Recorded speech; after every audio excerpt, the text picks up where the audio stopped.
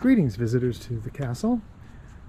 Wanted to show you a little bit more detail in the outside space. Some things that are new, some areas that are kind of just getting started. We straightened out the handicap ramp so that it actually is a 90-degree as opposed to twisting and heading back up towards the porch. So now it's a little bit easier for someone in a wheelchair to manage. What that did leave is a ground area that needed to be landscaped, so I'm very happy with all that's come back from the plantings from last year. One of the things that you'll notice is there's a lot of clover. We've kind of made peace with the clover. It's green, the bees like it, it flowers. We figured as long as it's keeping the rest of the weeds kind of at bay, I think I can be happy with clover.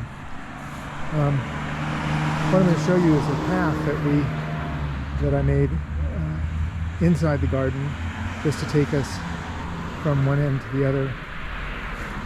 Somebody that's uncomfortable walking on uneven stepping stones can actually use the sidewalk, which is right adjacent. They're not in the garden, but it's close enough and a little safer for someone in the wheelchair or have some mobility challenges. My vision of the garden is coming along. It's kind of how I imagined this space to be completely landscaped with all sorts of flowers and shrubs and trees and things like that. They'd be just visually very interesting. The hillside has been a bit of a challenge. We've got to get things to grow there that hold the soil and make it so that it actually is pretty at the same time.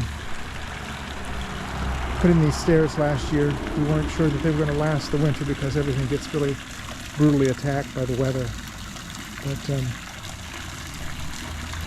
it's still survived, as has the fountain. And all the hostas surrounding it take you down this way so you can see the hillside.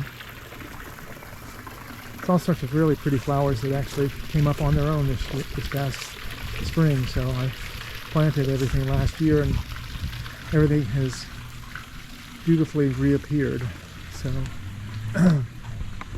foxglove here, the pink and the deep purple are irises. Back in the back we've got hosta in the front end of it. Just a real kind of maintains the space.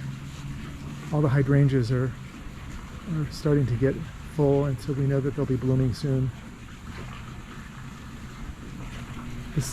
This concrete slab was just poured a couple of months ago, which basically now defines the space.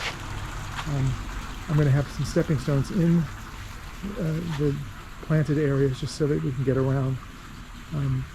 But the primary purpose will be just to get from one place to the next. Again, the clover is really, I think, it's actually pretty nice. I'm happy to support clover.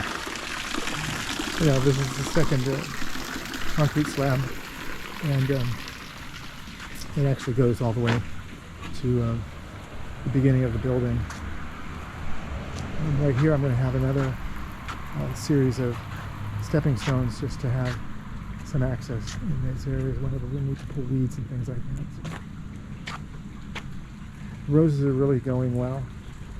This orange rose here is the only one that actually has a scent. A lot of them, it's almost like they've bred them out of scenting. Our friend Marianne and Joan provided this hibiscus last year, and I'm so happy to see that it's come back. It has maroon flowers that are about 6 inches across, so we'll be taking pictures of those someday soon. Walking. As you can see, we've got some steps have been kind of redone.